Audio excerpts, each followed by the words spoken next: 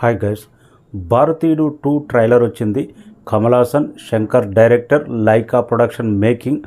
Trailer ఎలా ఉంది అనేది మాట్లాడదాం. ట్రైలర్ అయితే నాకైతే గొప్పగా పెద్దగా ఏం నచ్చలేదు, యావరేజ్ అనిపించింది. 1996లో భారతీయుడు 1 సెన్సేషనల్ సౌత్ ఇండియా రికార్డులు తిరగరాసింది.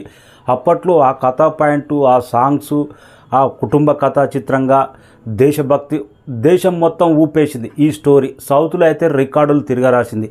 దానికి సీక్వెల్గా Bharateeyudu 2 same director, same hero తెరకెక్కిండు. ట్రైలర్ చూసిన తర్వాత ఏదో సోర్స్ మిస్ అయింది. కథా పాయింట్ మీద శంకర్ చాలా బలంగా కూర్చున్నాడు అనిపించింది.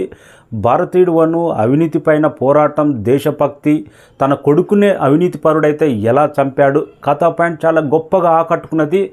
వాటితో పాటు సాంగ్స్ అనేది భారతీయుడు 1కు స్పెషల్ ఒక రేంజ్ హైప్ తీసుకొచ్చింది. కానీ దీంట్లో రిలీజ్ అయిన సాంగ్స్ పెద్దగా ఏం నచ్చలేదు, పెద్దగా ఎక్కలేదు ఎవరికి. బ్యాక్గ్రౌండ్ స్కోర్ ట్రైలర్ చూస్తుంటే అది కూడా పెద్దగా గొప్పగా రిచ్నెస్ అనేది ఎక్కడ కానరాలేదు. అనిరుద్ధ్ జస్ట్ ట్యూన్ అంతే అనిపించింది. ఇంకా ట్రైలర్ చూస్తున్నంతసేపు డిఫరెంట్ హైప్ ఏమైనా క్రియేట్ అవుతుందా, ఏదన్నా చిన్న మ్యాజిక్ లాగా ట్రైలర్ ఏమన్నా గూస్ బంప్స్ ఇస్తుందా అంటే ఎక్కడ ఏం లేదు. శంకర్ ఒకప్పుడు తన మ్యాజిక్తో, తన టెక్నాలజీతో ఒక హైప్ తీసుకొచ్చేవాడు. కానీ ఇప్పుడు సర్వసాధారణమైంది తను వాడిన టెక్నాలజీ. అదే టెక్నాలజీ, అదే మ్యాజిక్, ఒకప్పుడు రోబో, ఒకప్పుడు హై సినిమా తీసిన టెక్నాలజీని వాడే ఇప్పుడు భారతీయుడు కూడా సాంగ్స్ కానీ అలాగే తీసినట్టు అనిపించింది. డిఫరెంట్ ఏంటంటే కమల్ హాసన్ గెటప్లు. భారతీయుడు 1లో 2 గెటప్లు ఉంటే, 3 గెటప్లు ఉంటే, దీంట్లో చాలా గెటప్లు కమల్ హాసన్ చూస్తే అర్థమవుతుంది. కొన్ని గెటప్లు బాగున్నాయి అనిపించింది, కొన్నేమో ఎందుకురా నాయన ఇన్ని గెటప్లు, ఇంకా అదే గెటప్లు మార్చి ఇతరులను ఎలా చంపాడు అనేది కథా పాయింట్ అర్థమవుతుంది. ఇలాంటి సినిమాలు చాలా చూసాం. గెటప్లు వేసుకొని అవినీతి పరుల మీద ఎలా యుద్ధం చేసిండు, వాళ్ళని ఎలా అంతం చేసిండు అనేది కథా పాయింట్ ఆ గెటప్లు చూస్తేనే అర్థమవుతుంది. ఇక సిద్ధార్థ మీద కథ రన్ అయ్యేటట్టు ఉంది.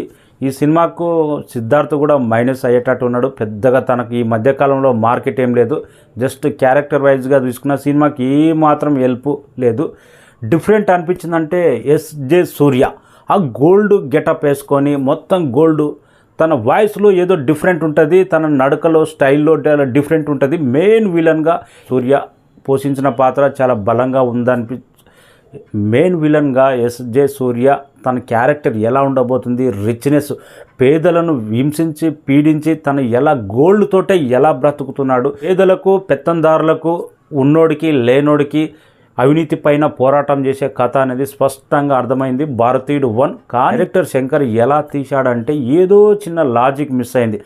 భారతీయుడు చూసినప్పుడు ప్రతి ఒక్కటి పర్ఫెక్ట్గా కుదిరినట్టు అనిపించింది. ఫైనల్గా భారతీయుడు 2 జూలై 12న రిలీజ్ అవుతుంది వరల్డ్ వైడ్గా.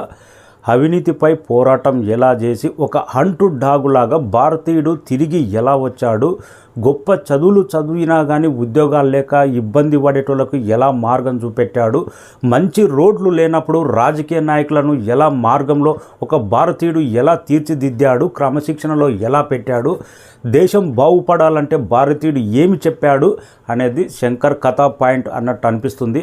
July 12న waiting. భారతీయులని క్రమశిక్షణ తప్పిన భారతీయులని ఎలా క్రమశిక్షణలో పెట్టాడు, గొప్పవాడు గొప్పగానే బతుకుతున్నాడు, లేనివాడు లేనట్టే బతుకుతున్నాడు, ఈ వ్యత్యాసం మారాలి అనేది భారతీయుడు కథా పాయింట్.